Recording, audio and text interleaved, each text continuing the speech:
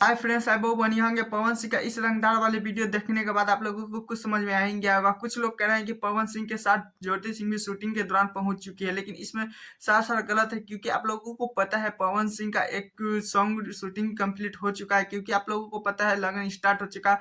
इसी कारण पवन सिंह देख सकते हैं किस तरह से अपने रंगदार वाले लुक में मुँह में पान लिए हुए किस तरह से मोबाइल चलाते हुए जा रहे हैं, और ज्योति सिंह पवन सिंह की शूटिंग के दौरान पहुंचे नहीं है। ये सारे गलत वीडियो फैलाया जा रहा है, क्योंकि आप लोगों को पता है कि दोनों में फिलहाल अभी छुट्टा-छुट्टी में बार-बार कहता रहता हूँ कि ये दोनों में अभी संबंध बिगड़ा हुआ है, ज्योति सिंह वहाँ पे नहीं जा सकते हैं। तो कुछ लोग कहते हैं नहीं, पवन सिंह इस पे भी बहुत सारा वीडियो बन चुका है कि ज्योति सिंह पहुँची है पवन सिंह की शूटिंग के दौरान।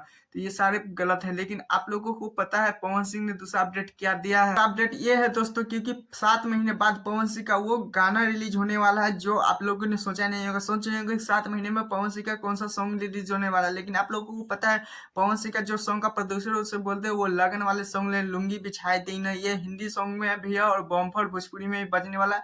तो उनका डायरेक्टर या प्रोड्यूसर को कहने का तरीका था कि वो लगन में ही स्टार्ट करेंगे, क्योंकि ये लगन से रिलेटेड है। तो क्या ही बोल सकते हैं, आज शाम तक वे सारे सॉन्ग रिलीज होने वाले हैं। तो अब बम्फर ऑफर है, पवन सिंह ने कहा है। पवन सिंह इसीलिए अपने फैन के लिए कितना बहुत ज्यादा ही मेहनत करते हैं। पवन सिंह ने खुद बोला कि नहीं, फैन को पसंद जो मुझे पसंद।